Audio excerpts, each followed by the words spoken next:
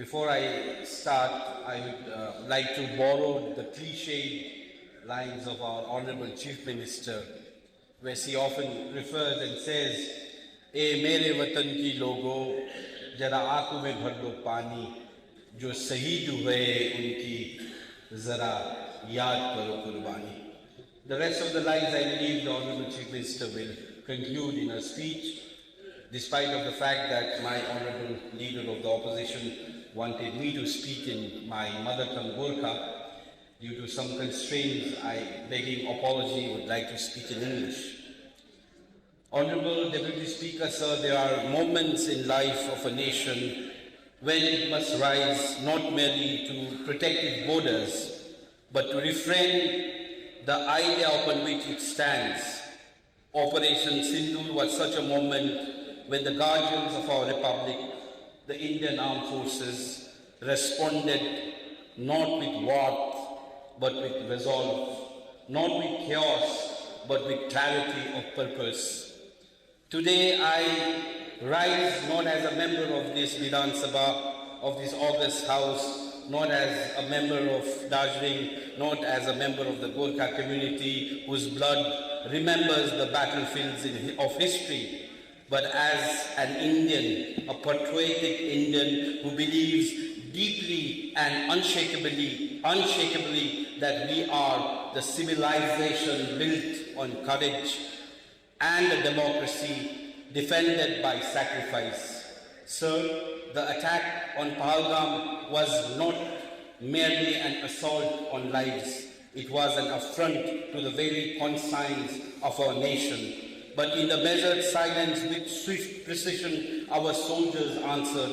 In less than 48 hours, they conducted Operation Sindoor, not in vengeance, but in valediction of the rule of law and in defense of our motherland. This was not war, this was justice delivered. Our Honorable Prime Minister, Shri Narendra Modi ji, stood like a rock of determination, firm in the face of provocation, yet composed in his response. His clarity of leadership emboldened our forces and gave them what they needed most, not just weapons, but trust.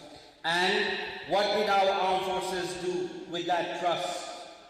They rose like the mighty Himalayas and struck with precision of thunder.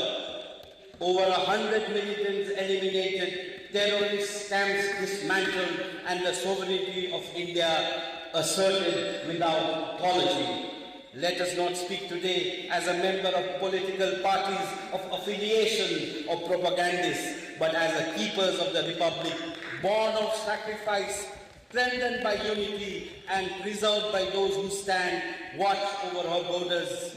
From the hills of Darjeeling, where Gorkha soldiers train in silence, to the valleys of Kashmir, Kargil, where they now fight in honor, we have always known that freedom demands vigilance and peace must often march behind the footsteps of bravery. Let the House remember that India, which is not merely a piece of land, it is a story, it is a heritage carved in struggle, written in sacrifice, and sung in the voices of those who serve her sincerely, silently. So today, let us pass this resolution not as a mere formality, but as an act of remembrance, as an act of gratitude. Let us say in the language that transcends politics, thank you, the soldiers of India. Thank you, Honorable Prime Minister. We have not forgotten and we shall never forget. Jai Hind, Jai Bharat.